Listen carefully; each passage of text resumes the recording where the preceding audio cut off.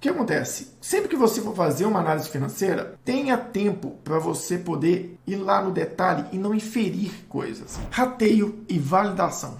Durante essa semana, eu tive que criar uma análise de um determinado resultado numa empresa de forma bem específica, trabalhando muito com rateio. E durante essa análise, eu acabei assumindo ela, a parte operacional mesmo, por uma questão de relacionamento com o cliente, preocupação com a informação, eu mesmo, e por ter mais conhecimento, eu mesmo peguei e fiz esse rateio, essa validação. E durante o rateio, eu tenho uma prática, que é uma prática que eu gosto muito de trazer ela como cultura dentro da ProEstado, que é uma prática de não ter inferência nas análises. Então, por exemplo, se eu vou fazer uma análise de rateio, eu não vou inferir que o rateio que eu realizei está correto. Se eu rateei, eu vou ratear 100% das informações de forma bem estruturada, matematicamente, porque no final a soma dos rateios tem que estar igual à base da qual eu tirei esse rateio. Então, se eu estou fazendo um rateio de custo, estou fazendo um rateio de despesa de uma DRE, eu vou, depois que eu ratear, ter uma despesa que é para essa linha de produto, para esse centro de custo, para essa estrutura. Eu tinha que entregar um custo de um determinado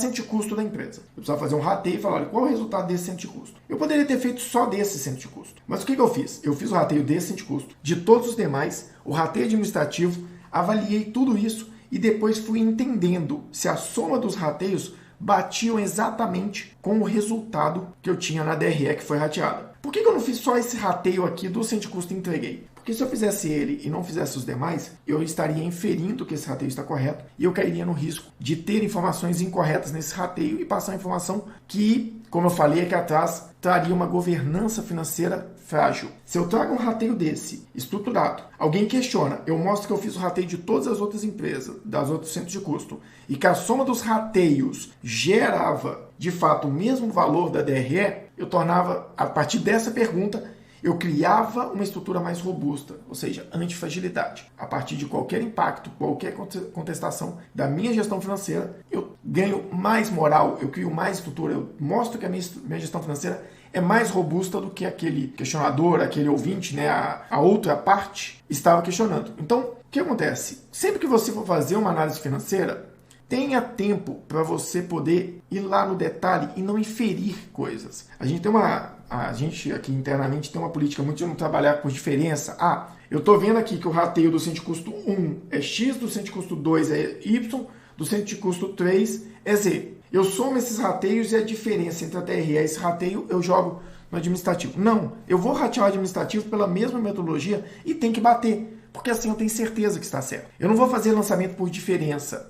Isso acontece muito em importação. Eu vou lançando as despesas em várias contas e a diferença eu lanço numa outra. Não, você não está entendendo se aquela diferença está certa. Você está simplesmente ajustando a sua análise. Eu resolvi trazer esse conteúdo aqui só para desvalorizar a inferência e falar para você não trabalhar com isso. Não infira que algo está correto. Eu tive até uma discussão não foi uma discussão simples, né? Foi até bem ampla e que criou uma situação bem desconfortável, porque eu acreditei que uma informação estava inferida e a partir desse momento eu inferi que estava certo e questionei. Isso aconteceu porque eu não tinha tempo, de fato, de validar os números. Eu acabei validando do lado do consultor e isso criou uma situação extremamente desconfortável, mas acabamos resolvendo. Mas eu também estou passivo de inferir algo e é por isso que eu tento sempre validar tudo até o final. E no detalhe, não pensar que um número está igual ao outro sem validar no centavo.